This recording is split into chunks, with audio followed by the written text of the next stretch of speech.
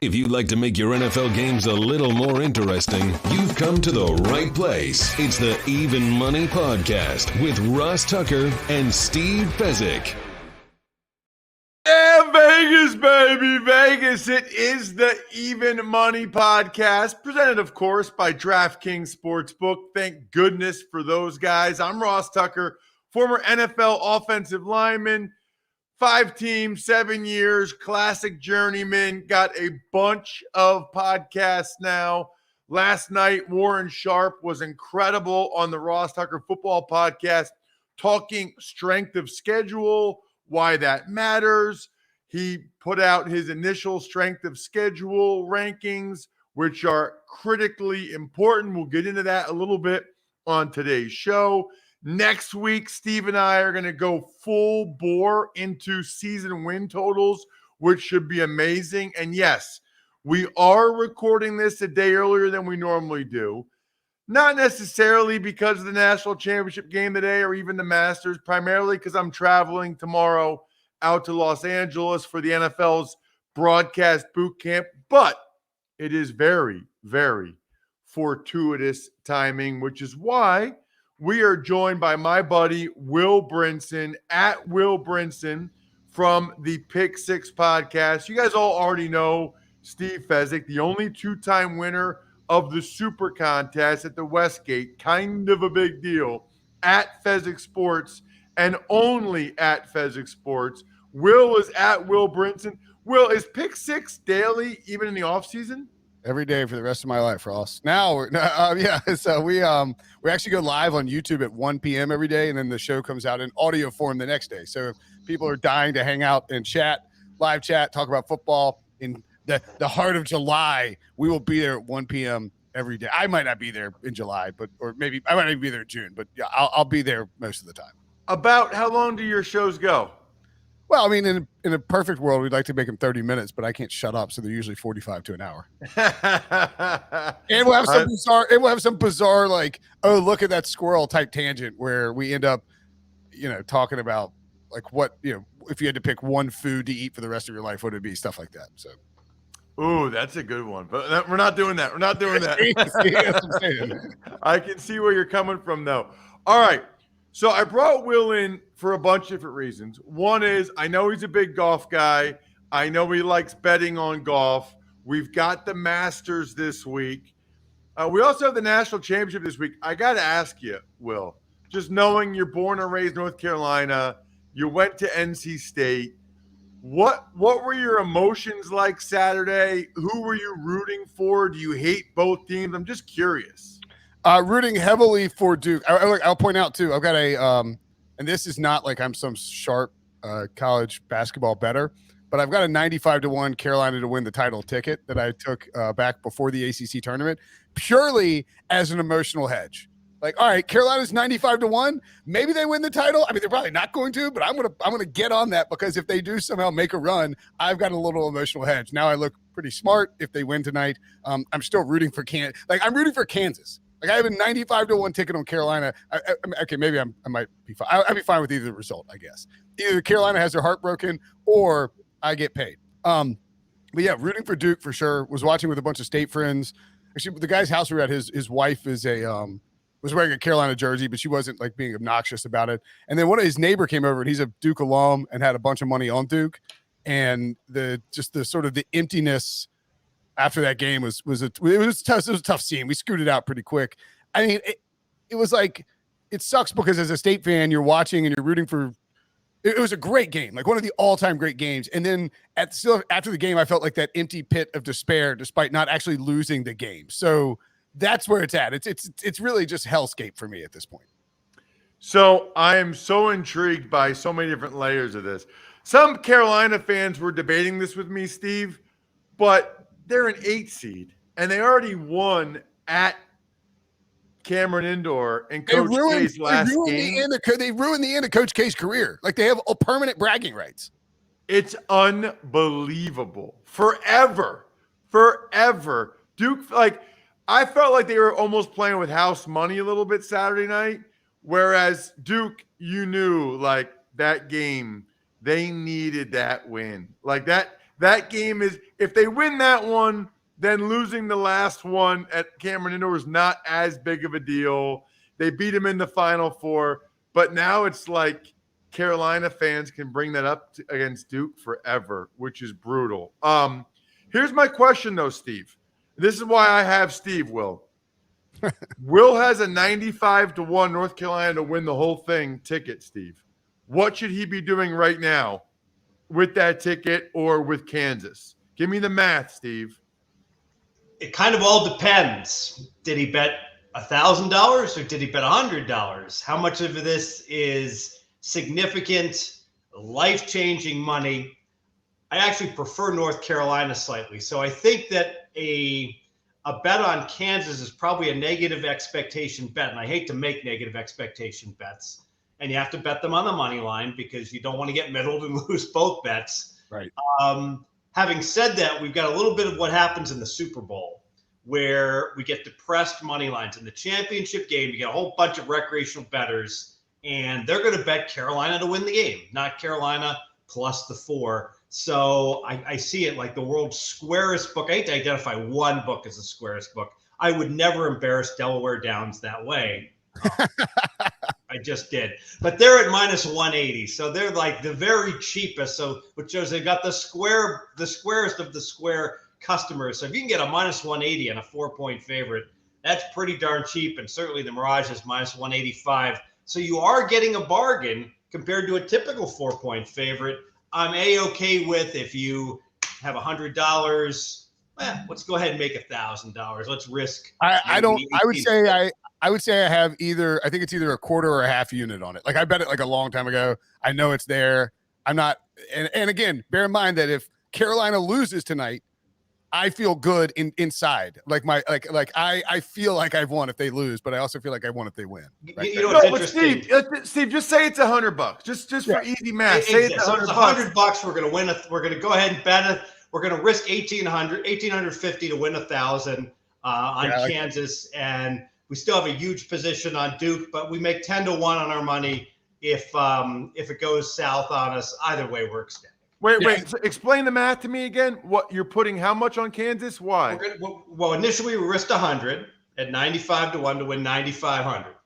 Now we're going to take 1,850 to make 1,000 on Kansas. So we're not going to make 9,500 anymore because we're going to give back 1,850, but we're still going to make $7,700. So if UNC wins, if the Heels win, you get 7,700. And if UNC loses, well, we lose our $100, which we would spend for dinner, so that doesn't even count for anything. But we salvage $1,000, and we feel good about our investment. And part of this psychologically, I think it's important.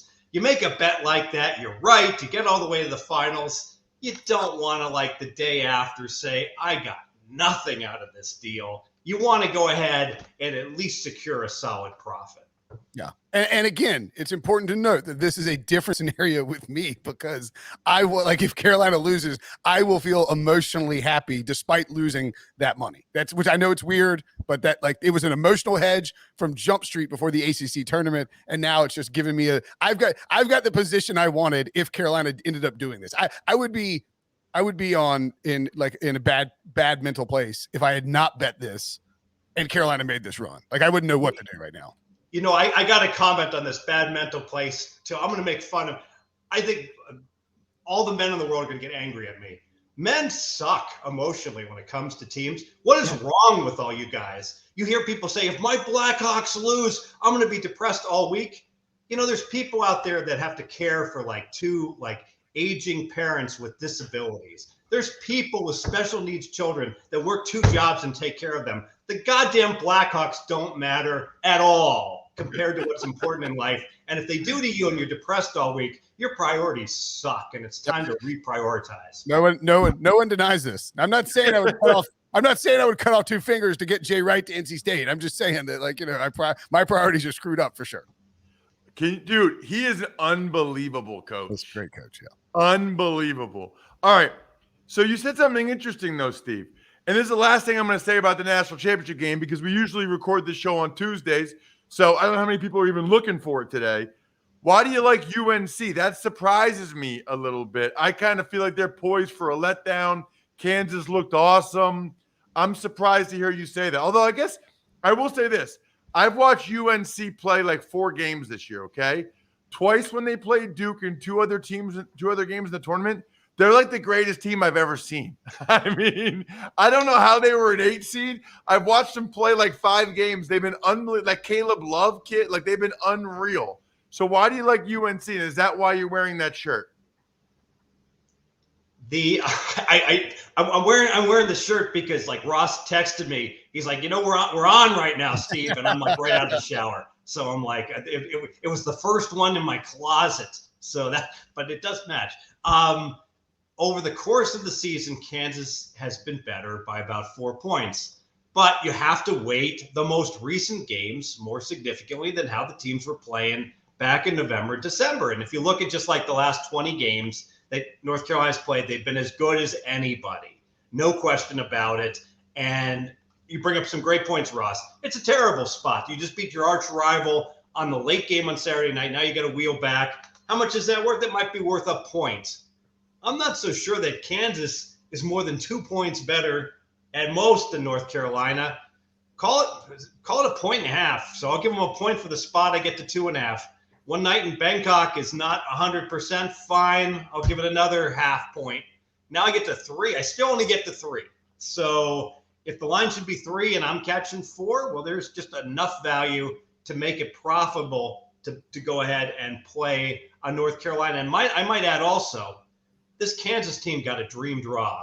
The committee, I don't know how they paid off the committee, but not only did they get the weakest region I have ever seen in terms of the 2, the 3, the 4 seeds were all completely overvalued. So like they got to play Providence, a 4 seed that wasn't even a top 20 team in power ratings, not even close. They got a Creighton team with their 2 best players injured. Then they got to beat another opponent with a key injury. So across the board, Kansas has absolutely not been tested. They haven't beaten a team that was a top 20 quality team. Villanova certainly wasn't with Moore out. So if they haven't beaten a top 20 team in terms of strength, now North Carolina is certainly a top 20 team. So this will be their biggest test by far. And just to point out on Carolina, by the way, and the reason why I think they fell in the eye, the reason why they were an 8 seed. I mean, this is a team that lost by 22 to Wake Forest on the road, who didn't even make the tournament. They nearly lost by 30 at Miami. They got blown out by 20 at home against Duke in a major rivalry game. And these were all, as the NFL season is winding up and college basketball is starting, we're in conference games and they're high visibility games. Carolina fans were like ready to be out on Hubert Davis, like halfway through the season. And then this run that they went on, obviously, you point to the game in Cameron, that I think that kickstarted their belief that they could win anywhere against anyone. But they had won a few, fairly easy games. They beat the crap out of State, handled Louisville, Syracuse, and then they had that tournament run. And I just think that they're just all kind of came together. Baycott is a different player. Brady Manick is unbelievable. He's just hitting everything from 3. RJ Davis has had these out of body games during this tournament. And then Caleb Love is, just an elite scorer. And then you have Leaky Black, who's a fantastic defender, maybe one of the best. So this team just kind of coalesced at the right time.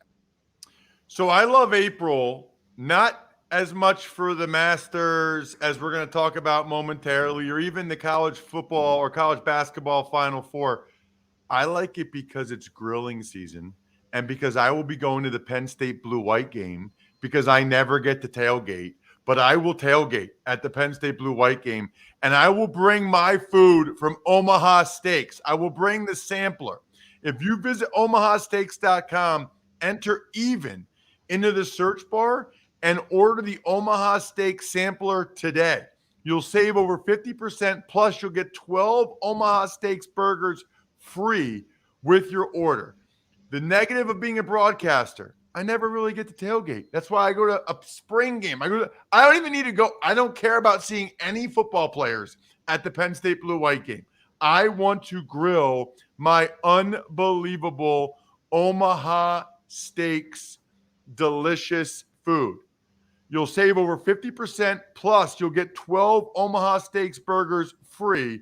Look, it has butcher cut filet mignons, delicious caramel apple tartlets, everything in between. Every order is backed by 100% satisfaction guarantee to deliver perfection in every bite. Visit omahasteaks.com, type keyword even in the search bar, and order today. Cannot wait. All right, Will, what are we ordering for Masters betting?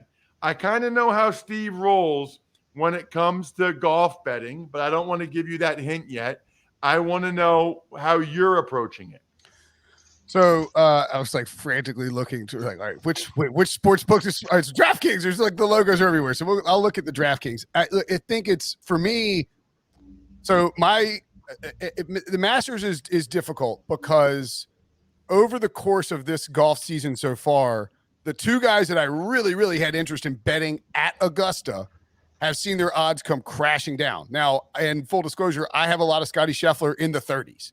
Scotty Scheffler has won 3 times since the restart. He finally won at Waste Management, and the floodgates have opened. Scotty is an elite golfer. He has every skill set that could work at Augusta if he gets the putter rolling. And I think putting is a fairly negligible, just in terms of like if you get hot putting, you get hot putting, but it's not. I don't think you can necessarily decide, okay, this guy is a good fit as a putter on these specific greens. Now you can be familiar with the greens, and that certainly helps. Cam Smith is the other guy, won the PGA Championship. He's now 14-1. I can't bet Scotty at 12-1 on DraftKings Sportsbook. He's the second favorite behind Rahm. I can't bet Cam Smith at 14-1 either. I would start to get interest in the 20-1 range. Brooks Koepka has played well. He doesn't have a green jacket, but he does have, I believe, 2 top 5s in his last 3 starts here at Augusta, or at least 2 top 10s. And he's a big game hunter. He's shown elite skill set and a return from injury over the past few weeks. So that intrigues me. Colin Morikawa at 20-1. I know I think his best finish here is 14th, but 20-1 for Colin, who can just get absolutely white hot. I'm extremely intrigued in. And, frankly, Will Zalatoris at 35-1. No interest in Hideki Matsuyama. No interest in Bryson. Bryson 45-1 is kind of crazy. So, Will, here's my question. You got Scotty Scheffler in 30 plus to 1 to win the Masters. When? Back in the middle. I believe it was during the Waste Management when he was playing well. And look, I'm a Scotty Scheffler is my favorite golfer on the planet. So when it looked like he might win the Waste Management, that's when if guys win tournaments early in the year, their Masters odds are going to come down. But you can get better value on them if you grab them during the tournament before they win. So Steve, this is where you say that there's let me just guess. If I'm wrong, you can tell me. Very little value in what the odds are for guys to win it now. And that if you were going to take these guys like Scotty Scheffler, you needed to take them when Will did during the Waste Management. Exactly. Will just pulled back the curtain on how pro bettors actually win. They win when a dude who's a very good golfer, not a great golfer, is suddenly becoming a great golfer in terms of his form. He's about to win a tournament. Everyone is betting the NFL playoffs and not paying any attention. The Super Bowl. The Super Bowl is that day. There you go. And you go ahead and you catch the book with their pants down and you grab a dude at 30-1 that should be 18-1. And now, but guess what? Now what happens is that, you've given him out. So now you're pot committed, right? You got to keep talking about Scotty Scheffler. It's like, he's got great value. Of course he doesn't have value. And the truth is, if I could lay 12 to make $1 that he doesn't win, hell yeah, I want to make that bet. I don't care how good a form he is. There's 12 other guys out there that are every bit as good as him, the top 12 golfers that all have about the same chance. And guess what? You never know. One of these 50-1 guys could win. So because of that, there's zero value. Koepka, I know Koepka's great major. So directionally, I love the idea of trying to get Koepka. But there's no way they can find a jacket that would possibly fit this guy. So he cannot win.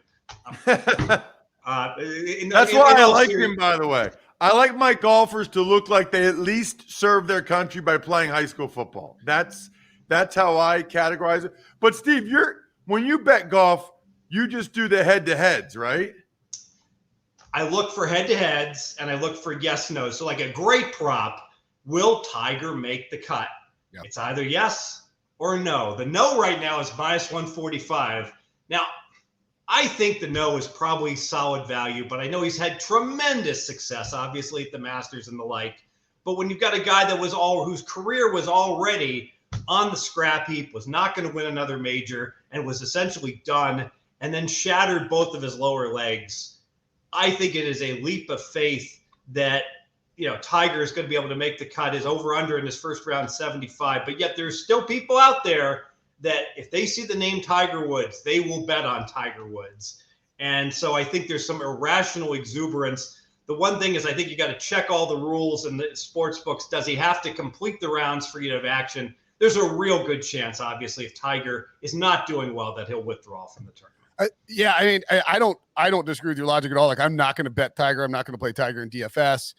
Betting Tiger at 50-1 is an absolutely insane idea, because even though it would be cool to have that ticket, the odds are just horrendous for, as Steve points out, for a guy who shattered both of his legs. Now, we saw a video. There's been some hype videos coming out, or as hype as they can get for Augusta, where Tiger does look good. He's striking the ball well.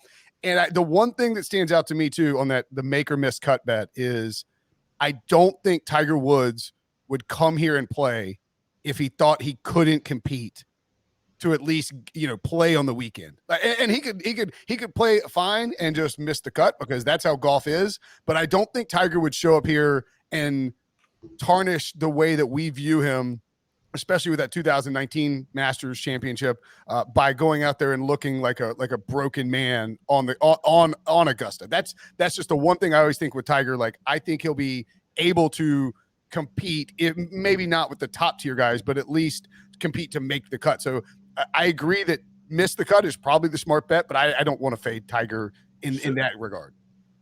Go ahead, Steve. So you can put me down for an official bet here. Tiger Woods to miss the cut minus 145 for my one golf. One other thing I'll bring up, and RJ Bell suggested this to me. Whoever has to play with Tiger, those are dudes that I want to fade, because the distractions and the like, I think that's got to be really difficult with the nonstop picture taking, the moving galleries around Tiger. He would be the last guy I'd want to play with. No pictures in Augusta, though, because you can't take yourself. Oh, fair enough. Yeah. Thank you. So here's my question, though. Aren't these guys like Tiger heavily incentivized just to show up? Isn't most of their money on the endorsement side? Like, maybe this is skeptical, and maybe Tiger's made so much money that he wouldn't go and play if he thought he'd missed the cut.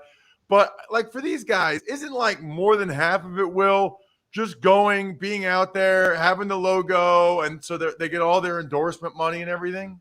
Well, no, I mean, not this week. I mean, this week is about, like, I don't know if you watched the end of the Valero or the Valero Texas Open on Sunday. Definitely not. Yeah, I mean, I had a couple guys in the mix there, but what you saw was, so the winner of the Valero Texas Open, which wrapped up on Sunday, is the last chance to qualify for the Masters. The winner of that tournament, and or depending on where because the World Golf Ranking cutoff was the week before, the winner of that tournament gets in.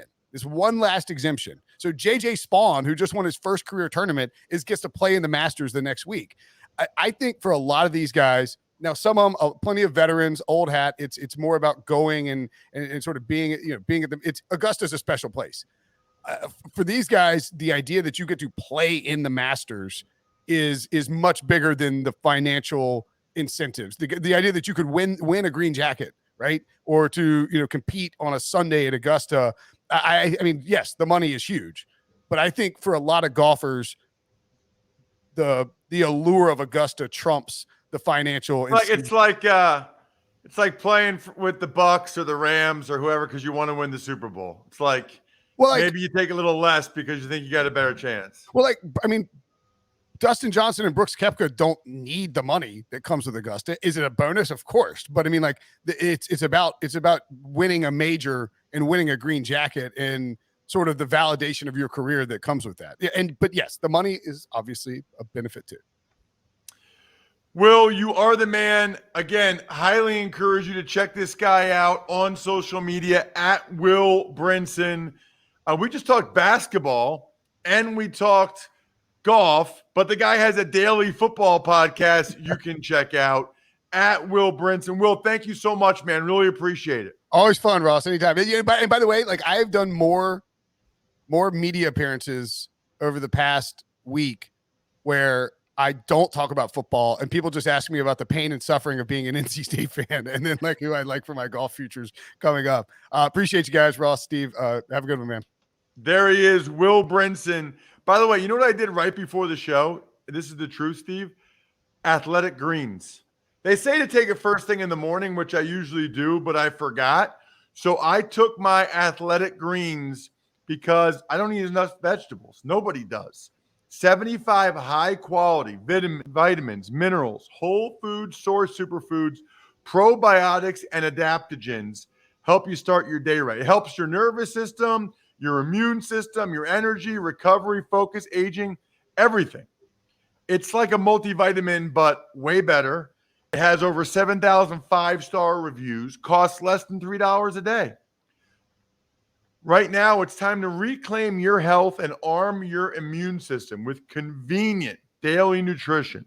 To make it easy, Athletic Green is going to give you a free 1-year supply of immune-supporting vitamin D and 5 free travel packs with your first purchase. All you have to do is visit athleticgreens.com/money.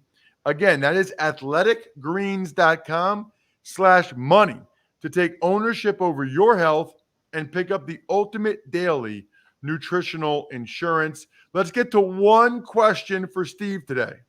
Ever wanted to ask a professional sports bettor a question? It's time to Ask Steve. What an opportunity to ask Steve any question you have. We go in order of when we receive them, Steve. So let's see what today's question is. It is from Trevor Chow. Hello, Ross. Wow, this is a short one. How did you and Steve meet? And how did the Even Money podcast become a thing? I guess I can answer this one, Steve. So, started the Ross Tucker Football Podcast 10 years ago. The year after that, I started the Fantasy Feast podcast, which has been very popular. But I realized that a lot of my buddies were betting and asking me betting questions. And then I would listen. There wasn't a whole lot at the time on mainstream radio. In fact, the only guy I knew about that talked betting was RJ Bell, because I would hear him on with Colin Cowherd as I was like driving to Stamford, Connecticut to do my NBC show. I would listen to Colin Cowherd's radio show. I would hear RJ Bell. So I decided I wanted to start a betting podcast. I reached out to RJ. He highly recommended Steve, and I am so glad he did because Steve is the man. There's literally nobody I'd rather have as the co-host of Even Money podcast for a bunch of different reasons. So I don't even know if I called Steve or emailed or texted. Somehow I talked to Steve. Somebody started coming on the show, and the rest is history. Now it's one of the top 5 sports betting podcasts that people listen to or watch at youtube.com/Ross Tucker NFL. We got about 1 million questions that people want to ask. And it's been an awesome, really enjoyable experience, Steve. And it's been a perfect marriage in many ways in that we come to analyze games from different perspectives. So obviously, former actuary, math geek, I'm looking at the numbers behind a lot of the games. And I have the parameter of how good a spot is it? And I'll quantify that and say, hey, this is worth the point. You know, team has to travel across the country or whatever. Ross, much more. You're looking at the teams, matchups, players, and the like. So when we agree on a game, oftentimes it's for different reasons. So if we both like a game for different reasons, that has had really unprecedented success when you and I align on the same team in our investments in sports betting. Cannot wait next week to talk about our first glance at the season win total numbers, Steve, at DraftKings Sportsbook. There's a lot to get into there, including I don't ever remember the season win totals being out this early. So we'll dive into that and a whole lot more. Make sure you're subscribing, telling your friends, watching on YouTube, or just listening Other than that, good luck, everybody. Hope you guys win some money. Thanks for listening to the Even Money Podcast. Make sure to also subscribe to the Ross Tucker Football Podcast, the Fantasy Feast, Business of Sports, and the College Draft. All available at Apple Podcasts, rosstucker.com, or wherever podcasts can be found. A lot of times on the show, I mentioned DraftKings. Here's what you need to know. You got to be 21 or older, New Jersey, Indiana, or Pennsylvania only. New customers only. Restrictions apply. See DraftKings.com/sportsbook for details. Gambling problem, call 1-800-GAMBLER, or in Indiana, 1-800-9-WITH-IT. By the way, if what I was talking about included a deposit bonus, doesn't always, sometimes it does. Deposit bonus requires 25 times playthrough, and deposit bonuses are paid out in site credit.